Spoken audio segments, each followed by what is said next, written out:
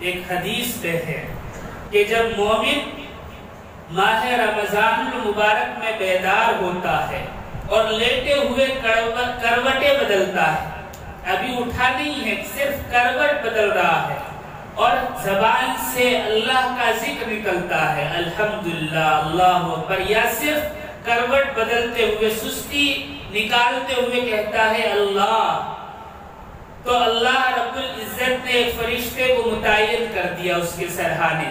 وہ فرشتہ کہتا ہے اٹھ، خدا تجھ پر رحم فرمائے. ابھی اٹھا نہیں ہے، صرف زبان سے اللہ کا نام نکلا تو کہتا ہے ایک فرشتہ کہ اٹھ، اللہ تجھ پر رحم فرمائے. جب وہ اٹھ کر کھڑا ہوتا ہے تو اس کا بستر اس کے لیے دعا کرتا ہے، اور کیا دعا کرتا ہے؟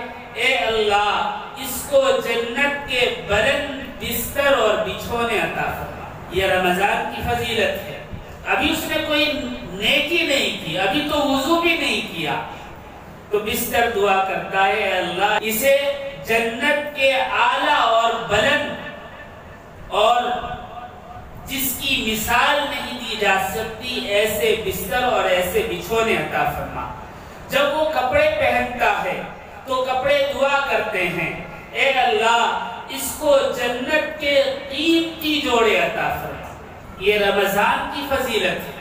اور پھر جب وہ جوتے پہنتا ہے اپنی ضرورت کے لیے تو جوتے دعا کرتے ہیں کہ اے اللہ، اسے پل صراط پر ثابت قدم فرما.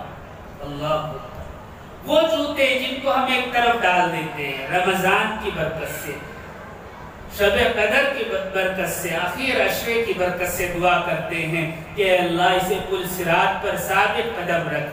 پھر جب وہ وضو کے لیے برتن اٹھاتا ہے تو برتن دعا کرتے ہیں کہ اے اللہ، اسے جنت کے آب خورے یعنی قیمتی برتن عطا فرما. وہ برتن کیسے ہوں گے؟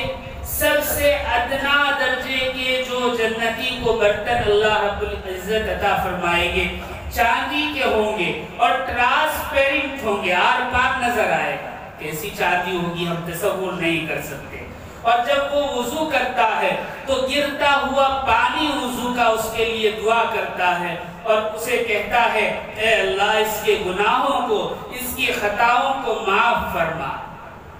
اور پھر جب وہ نماز کے لیے کھڑا ہوتا ہے تو پھر بیت اللہ یعنی کعبہ مقدسہ اس کے لیے دعا کرتا ہے، چاہے وہ کعبے سے کتنے بھی فاصلے پر ہو. کعبہ اسے دکھائی دے یا نہ دے، رخ کعبے کی طرف ہے تو کعبہ دعا کرتا ہے اے اللہ، اس کی قبر کو منور فرما دے. اور پھر اور دعا کرتا ہے اے اللہ، اس کی قبر کو صرف اپنے نور سے منور نہیں بلکہ کشادہ بھی فرما، یعنی جنت بنا دے.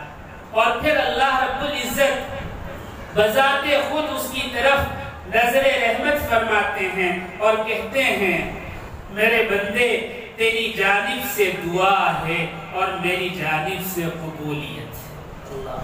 اللہ رب العزت ہمیں سب کو رمضان المبارک کی سعادتیں اور برکتیں عطا فرمائے، اور یہ اخیر عشرہ جو شروع ہونے جا رہا ہے اس کی قدر کی توفیق عطا فرمائے.